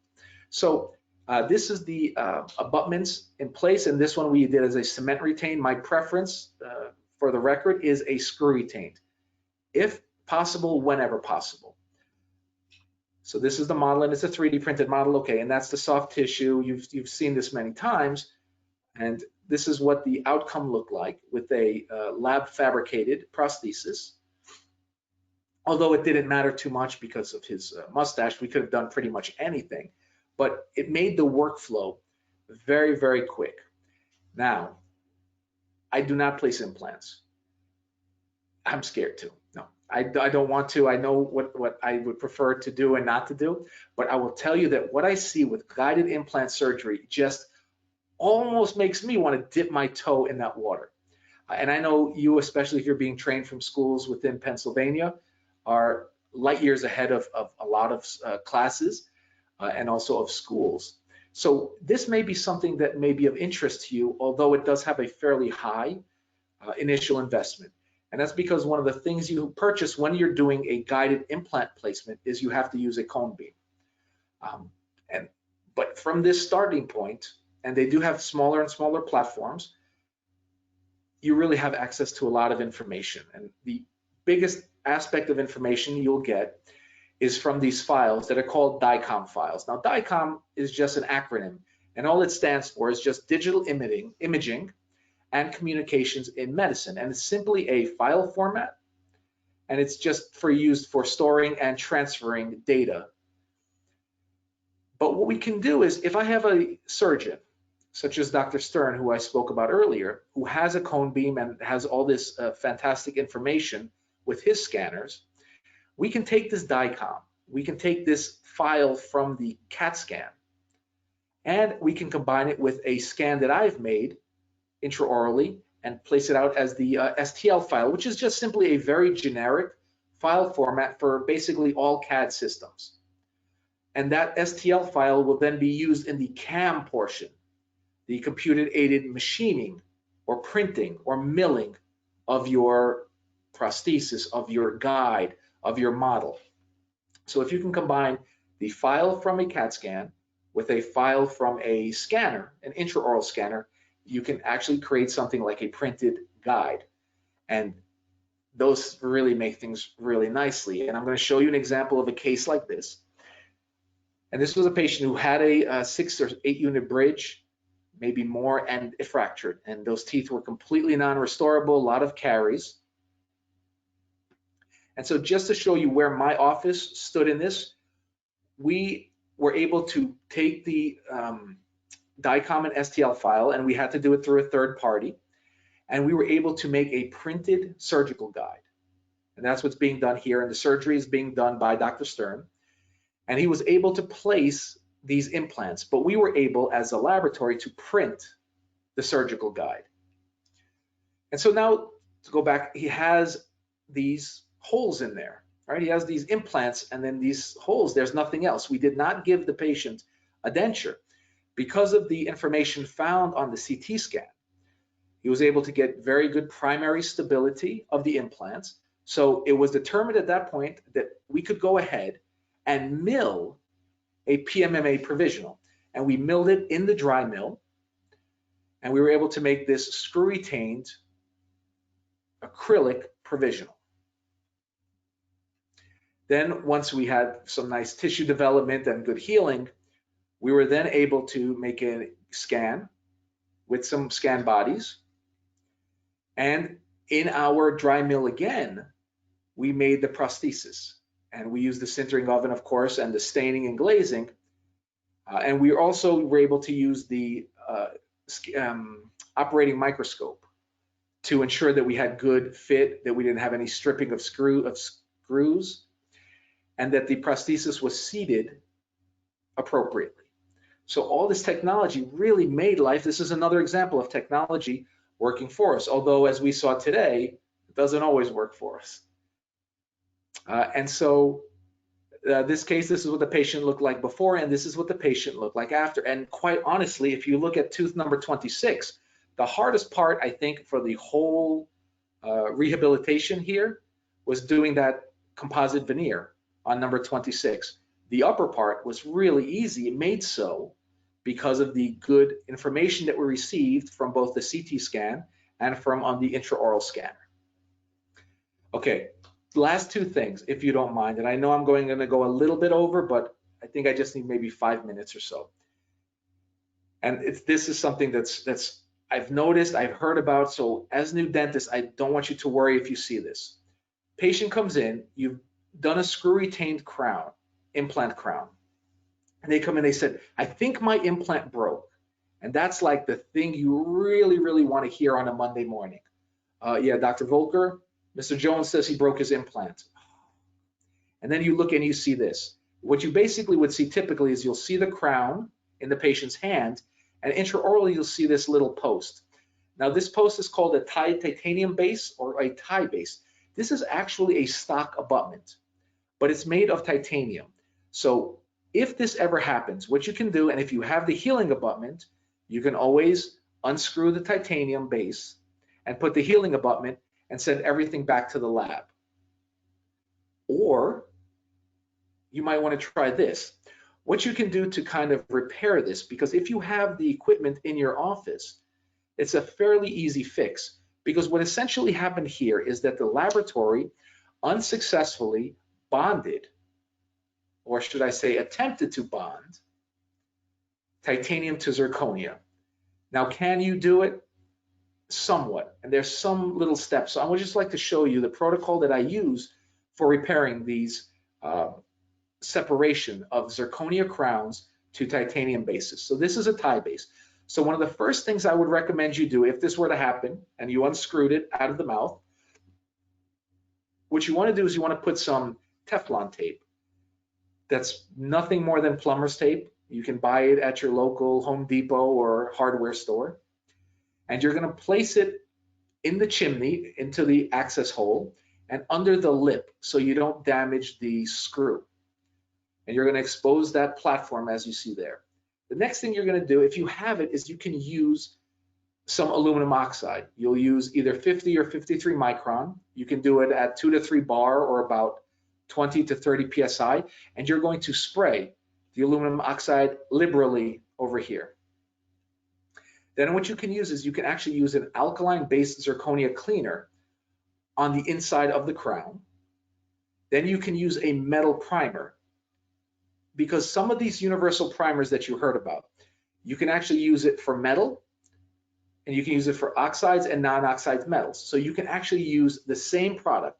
And in this case, this is Monobond Plus, and you can use it to paint the inside of the zirconia crown, and you can also paint your tie base, and that will help with retention. This is very much like a bonding agent, if you will, for metals. And then what you would use is you would use a dual or a self-cure resin cement and cement it in place. The Teflon in the chimney is there to prevent any cement from going in there. So once the cement sets, you pull out your Teflon tape and you should have a perfect access to your implant abutment screw. Just a little tip, I put this in the notes. I've seen this happen maybe 3 or 4 times in my life. I've had it happen to about 2 dentists who were recent graduates and they were flipping out. They thought the implant had to be removed. So I put this in here, and if anyone ever comes across this, I'll put my contact information, both my email and my social media, and please feel free to contact me because this is a fairly easy fix. People think it's very catastrophic. It's not. It's not a very hard fix at all. And just to show you how it can be made, neither here nor there, what I do want to move on is I want to move on to this, because I know that in some schools they're being taught to do orthodontic therapy. In other words, you may be something like Invisalign certified or ClearCorrect certified. Now, there's a very interesting that happened over the past few years between several scanning companies and several orthodontic companies, and they usually involve some litigious works. They were suing each other for copyright and intellectual property, because the result of this, or rather the result of that, was that now there are multiple applications for doing clear, let me be careful how I say this, clear aligner orthodontics that don't have to be companies such as Invisalign. So there's other companies that will allow you to do it in office. And I think if you have some experience in doing orthodontics, or you like orthodontics, or you yourself are an orthodontist, I think this is probably the best investment you can make to your practice. Here's what I mean. The protocol for doing in-office orthodontics is this. The first thing you do is you'll take your scan, or you can even do it with an impression. You do not have to buy an intraoral scanner. But what you would do is you would mail it to one of the laboratories, or if you send the scan, you can almost immediately speak with a technician. Now, there's also some who can do it in-house. So we do not currently do this in my office, but there's actually a software module that I can purchase through my designing software, where I can actually design the orthodontic movement myself. I don't feel so cavalier, so I'm not going to do it, but I send it to an ortho lab. And what happens is the ortho lab will then do the movements digitally. And what they'll do is they'll send me back an STL file. Just like I sent them an STL file of the scan, they'll send me an STL file from the laboratory. But their STL file is quite different, because what they're going to have are STL files from a bunch of models that they're going to have me print. So here's where it changes. And let me give you a little bit about how ortho is done. Right now, let me say right now, in terms of the broader sense, because there are some 3D printers that claim they can do this. But just so that you know, all Invisalign cases are done in the following way. They take your impression, they scan it. Then what they do is they print out a whole bunch of models. And if you've done any type of orthodontics, you know it goes from like step 1, 2, 3, 4. Let's say there's 10 steps. What they will do is they'll print out 10 models digitally. Then what they'll do is they'll do suck down stents. Those aligners are not printed. They are manufactured, they're fabricated in the same way that you probably did suck down stents in dental school. You can either do the positive pressure or the negative pressure ones. And they are smoothed out, trimmed, and sent to the customer, who's typically you. Here, what happens is you will receive those 3D files, and you have to print it yourself. So here's how it looks. All right. You print it, and then you actually make the aligners yourself from those models using thermoplastic material. So we send our scan to the laboratory like this, and we want to close this patient's diastema. What we get back from the laboratory is a file that contains a bunch of models ready to be printed. And if you look at them, there are several models, and they're just slight alterations in each one. But what they are is they are each successive step of orthodontic treatment. So what we do is in our 3D printer, which again is probably the cheapest piece of equipment that you can buy.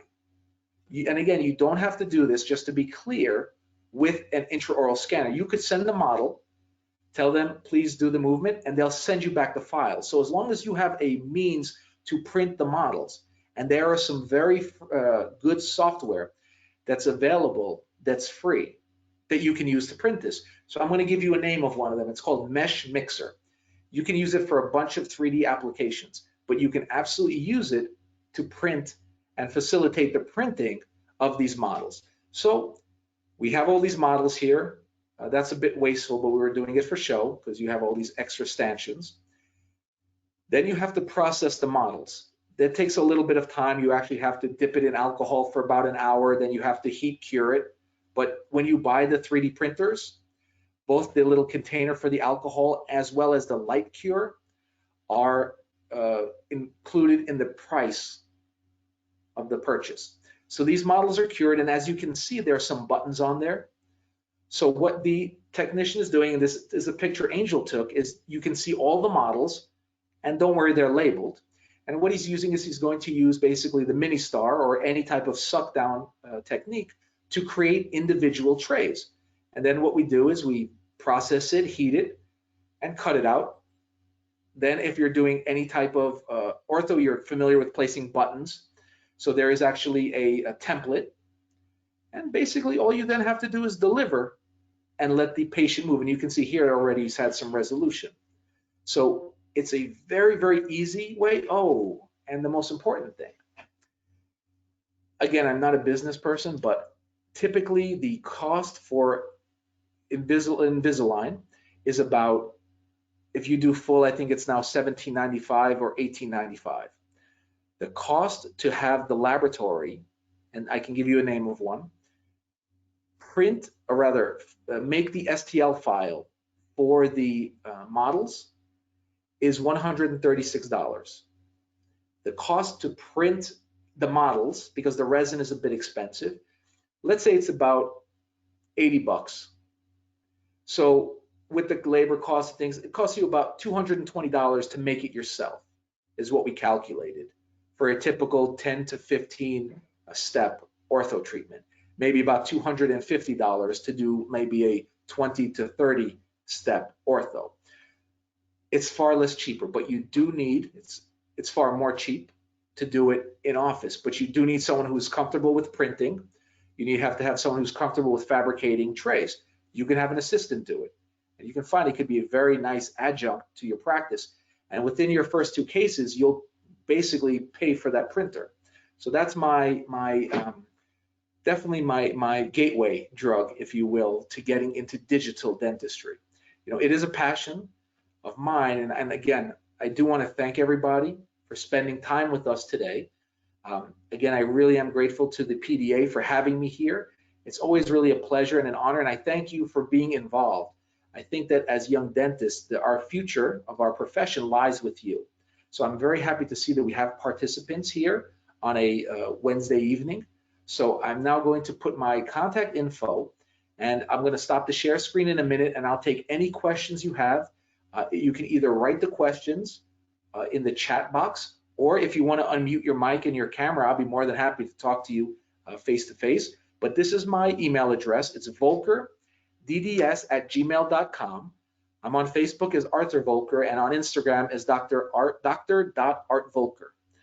So with that, I do want to say thank you. I'm going to turn off my screen share, I hope, and I'll be more than happy to answer some questions. Hi, everyone. So thank you so much, Dr. Volker. It's a great presentation. So if you do have questions, please feel free to enter them into the question box. We do have some extra time here. I also do want to remind everyone that we do have on the C certificate, if you look underneath the handouts section at the bottom of the GoToWebinar control panel, we do have the certificate available for you, as well as the handout that Dr. Volker provided. Also, after this event ends, I will be emailing you both those documents. So you do need a verification code. I'll be reading this several times while we're answering questions, but the verification code is today's date, 1104. So again, you can download the certificate underneath the handout section, and the verification code is 1104. I will be emailing you the certificate as well as Dr. Volker's handouts after the event. So just please take note of it. I'll read it a couple more times while we answer some questions here. So please don't be shy. Just please feel free to answer the questions. So just enter it right into the GoToWebinar, into the questions and answer section, and I will be happy to send any of your questions to Dr. Volker.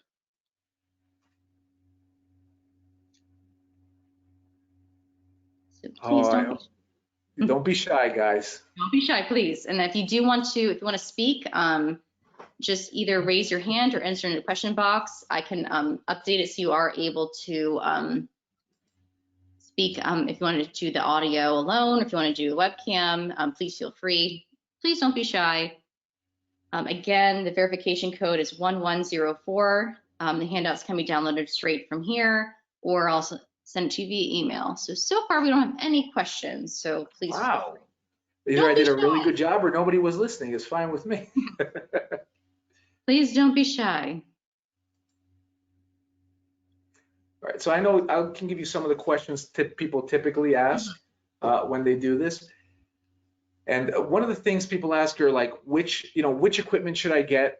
I would absolutely recommend, not now, we can't do it, but for those who are interested, first of all, I'm welcome anyone if you're ever in the New York area. I'm in Queens. I'm right off the 7 train, which just means I'm a Met fan. Sorry, any Philly or Pirates fans here. But you're more than welcome to come by my office. And again, my contact information is put at the end of the handout. So if anyone wants to ask a question or has a question about a particular maybe product or something like that, or if they have a concern about like trying to provide an application or service to their patient, please absolutely let me know. And I'd love to hear it. Now, if anyone has any questions about the materials as well, do let me know that as well, because there's a lot to that. And again, there is a PDA instructional on the PDA website about that. Mhm. Wow, somebody ask any question. I know so far anything. How about how did I start? Why did I start? Oh, Where here we should go. I start? Hold on. Do you have a question here? Oh yeah, thank you. Anybody, throw a mercy question out there. Here you go. I'm assigning a question to you. So this is from Dr. Jeffers. He is a Nugenix Committee member. So I sent it to you, but I can read it out loud as well so everyone can hear it. So the question is, Because I can't see anything here, so it's just easier. So please comment on the accuracy of intraoral scanners with subgingival margins. I'm sorry if I butchered Yeah. that word. I deeply Yep. apologize. No, that's a great question. And the answer to that is going to be it depends. So actually, that's a great question. I would say it's fairly comparable, but there are certain precautions that have to be taken. So digital scanners, it's like dentistry. You can't see what you can't see. Well, the scanner can't see what it can't see. So whereas with some materials, especially with washed materials, sometimes you're able to drive it subgingivally, you do not have that luxury with subgingival margins trying to use an intraoral scanner.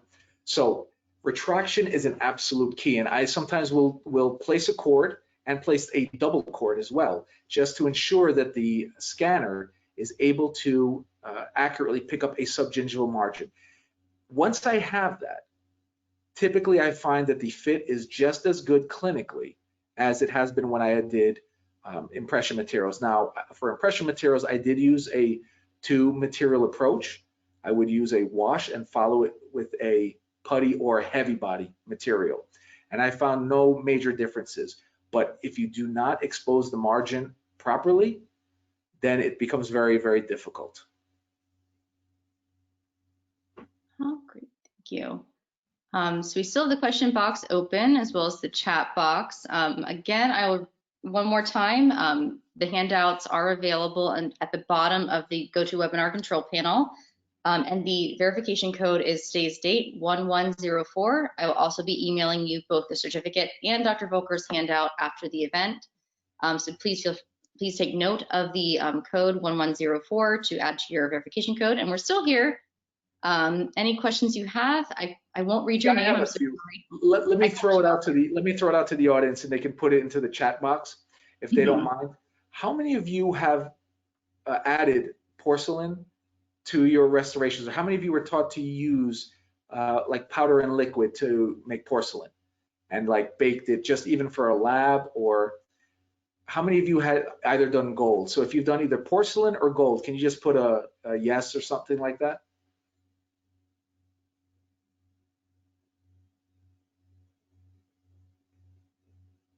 My gosh, it's like talking to my kids. Yeah, we are getting some answers. So far we have 1 yes and 1 no. And so when you answered yes, do you mind just telling me which school you went to? I won't read your name, I promise this time. I'm so sorry. That's right. Let me see if I can find these darn things. Okay, answers chat. So they went to Temple.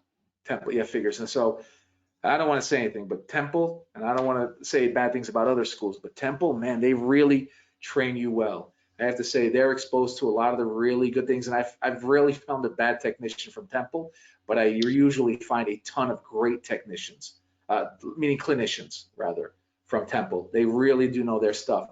But I think that if you become comfortable getting some aspects of lab work, and one of my favorite aspects of lab work by far is mock-ups. And I think it'd be really good for you to become comfortable doing mock-ups. All right, so how many of you are trained in doing ortho or are doing a lot of ortho?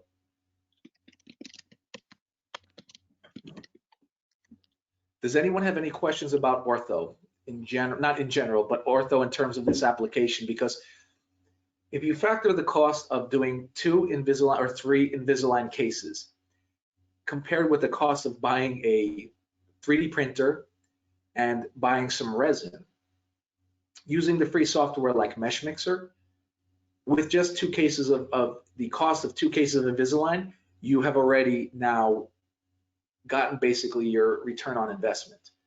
And so it becomes a very, very nice way for you to do ortho, to do mid-course corrections. The only hard thing is you can't show the patient sometimes the preview.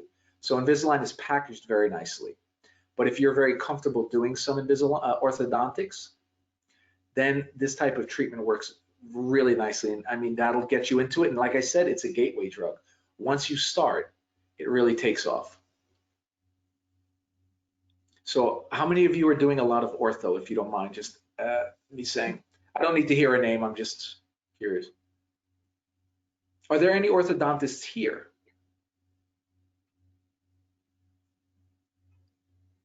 So far, we have a no for doing orthodontic treatment. Really? Mhm. You mind, would anyone ask if they answer if they do any type of ortho? Does anyone do ortho of any kind? I'm surprised because even when I graduated school, like NYU, they actually certify their students in Invisalign as a graduation requirement. I learned ortho after, but I did quite a bit of ortho my first 5 years out of dental school. I did a lot of Invisalign. Is that not a popular trend anymore?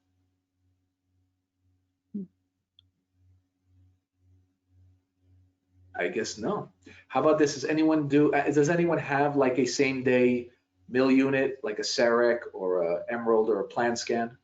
Well, so far, I did receive one more answer. One person said that they don't do as much of it as at Pitt, University of Pittsburgh. At Pitt, okay, another great school, by the way. Yeah, they tell you those bookends. Now, of course, I have only bad things to say about UPenn. I'm kidding. It's just because we're rivals.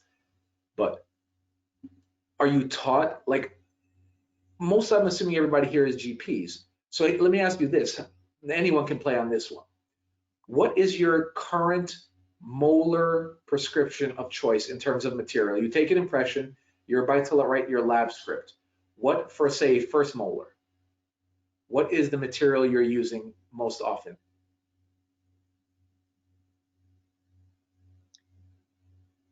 So I'm going to read these names. I deeply apologize if I mess these up. It's Bruxer Aesthetic, Zirconia, and Monolithic Zirconia HT. So I apologize if I'm. Nope, you're good. I got all of them. Yeah. And also another Zirconia. So far, Bruxer Aesthetics, 2 Zirconias, and then a Monolithic Zirconia HT. Yeah. So basically, you're all talking about almost essentially the same thing. Now, Bruxer originally, if we're talking about just straight Bruxer, not Bruxer, but you're using Bruxer Aesthetic for the molar? Interesting, because that's a little bit weaker material that has technically the Bruxer Aesthetic. And since we can name names, that's Glidewell. And of course, that was the laboratory I was referring to at the when I was talking about that large lab that is quite popular. Their Bruxer Aesthetic actually has a little bit of a, without getting too complicated, they have another version of zirconia that's slightly weaker, but more transparent. So typically for like the posterior region, I do like the idea of doing like a like Bruxer, straight Bruxer. And the anterior may be a version of a highly translucent. So the HT, just I'm sure everyone knows, but just to calibrate, HT is a high translucent zirconia. Still not as translucent as the most translucent zirconia, but it's pretty good. Now here's a question: who is doing any zirconia veneers? I won't even wait for that. I know the answer is going to be nobody. Can you do them? Somewhat, and I'm just waiting to do a little bit more research on that. But let me ask this question: what is your prescription for anterior veneers, material-wise? And if you don't mind, Michelle, to just read the names. And Emax has come up twice. A third Emax. More. So far, 3 Emax, and looks like those are the main answers right now. Yeah, and then again, and so as you saw, comparing and this is, by the way, a trend nationally, the 2 most popular materials are typically, and it works like this: anterior case is typically done in some version of Emax, either milled or pressed, and then posterior teeth are done in a typically zirconia. All right, how about this? How often are you having, do you like the margins of zirconia? Does anyone have difficulty with the margins of zirconia? Okay, we do have a question. So Ooh, thank goodness. a Bring it little bit on. longer. So here we It's okay. go. I'm going to read just the question. So if you're doing in-house ortho, do you have a software program for managing tooth movement or checking step-by-step progress even before starting the treatment? Software Yeah. similar to ClinCheck by Invisalign? If no, how do you know how many trays patient will require to finish treatment? Right. So the answer to that is yes. Yes, both ways. So yeah, if you're going to do it in office, you do have to buy a separate module for it. So you have to understand these companies are in the business of trying to make money as well. So they usually sell you a software package. And in this typical software package for a laboratory, you'll get the things to design implant crowns, but not design implant placement. You'll have things to design like inlays, onlays, and things like that. What they also do is they have little modules that you can buy extra. And on one of them, it's the ortho one, and it'll actually give you step by step, and it'll guide you. So you're not trying to move a tooth from here in step 1 to over here, in tray 2. With the other laboratories, and one of them you can use, who I do use, but have no financial deal with them, is something called Lab Pronto. So it's 2 words, LAB and then Pronto. And they're the ones that charge, I think it's $136 to do the movement. And they'll do it for you. And you can speak with the technician, and they'll do kind of a dentist technician ClinCheck. The drawback is that there is not a nice ClinCheck package available like you see with Invisalign. Invisalign is like a CEREC. It's designed to go right from the doctor and to the patient, so it's very nicely packaged and tricked out. This is a little bit more, roots level. You have to be a little bit more comfortable with working with a technician. You have to be comfortable with working with software. But it's very easy to learn and should not be intimidating. But if you're going to do it with the laboratory, they'll do it for you. If you approve it, say make it, they'll send you over the STL file, and then literally all you have to do is print the models and make the suck down for each aligner. Great. All right, so I do think we have time for at least one more question. So before we go, just a quick reminder, the handouts are available at the bottom of the screen. So we do have, you need a verification code. So it is 1104, today's date. I will also be sending you the certificate as well as Dr. Volker's handouts via email later this evening. So but you can feel free to download them right now, but I will be sending them to you later. So please take note of the code 1104. If you do have questions or any feedback, please feel free to share it right now. We have time for at least 1 or 2 more quick questions here, but I will also be sending you a survey, so feel free to enter any questions. And if you do want to communicate with Dr. Volker, please feel free to send him an email, or you can contact me as well, and I'd be happy to put you in touch with him. So at least 1 or 2 more questions here. If you guys have time, thank you again for joining us tonight, and we are happy to answer. If you have one last quick question here, we would be very happy to assist you. And if you're shy, again, just feel free to reach out to me. I know it's a different topic, but you are going to be facing this. This is going to be something that I promise you, as the prices go down, you will be implementing these kind of things into your office. I will tell you from a lab point of view, and as a lab owner, a lot of labs are closing. In the past week, a very big lab in New York just closed. And why did they close? And I'll tell you exactly what the owner technician said to me. He said, we were too fat. He said, we had too much space and we had too many people.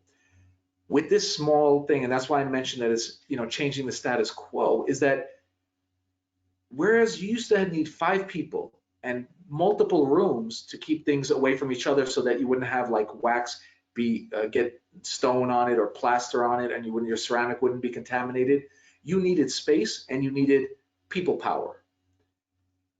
Angel, my technician, can literally do this stuff from home. All he has to do is just go to the lab, put it into the machine. He can even put it for later. So the industry is changing. And so this kind of stuff, getting dentists involved in terms of the fabrication is, I think, going to be a trend, because I think the big labs are going to get bigger. And I think the small labs may incorporate into the dentist, and it may be something you want to invest in. That's one of the things that I did. I got into digital dentistry because I really saw it as a very, kind of a cool avenue. I had the opportunity to invest in it. And it really, it's completely changed the way I practice. And so, I'd like you to at least be open to that opportunity. Although, what's the big thing with it? You're all new dentists. You have probably most of you, like I did, have big debt initially. And then they're asking you to put in another, 20, 30 grand for a piece of equipment. So I understand that. But as trends change, there's no way you're going to be absolutely exposed to digital dentistry more and more. It's inevitable. Like Thanos, it is inevitable. Oh, I guess, and with that, thank you so much again. Thank you, Michelle, for all your help. Sorry, everybody, for all the dancing before, getting on and off and muting.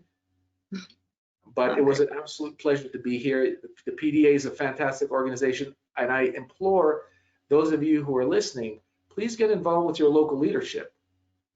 Too often we're getting older as an organization, and I know PDA probably the same way.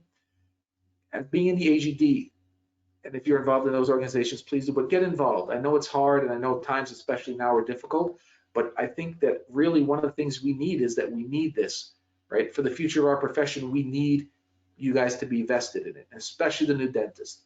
Because if you're not vested, the profession will start to slow and die with you. We see meetings getting less popular.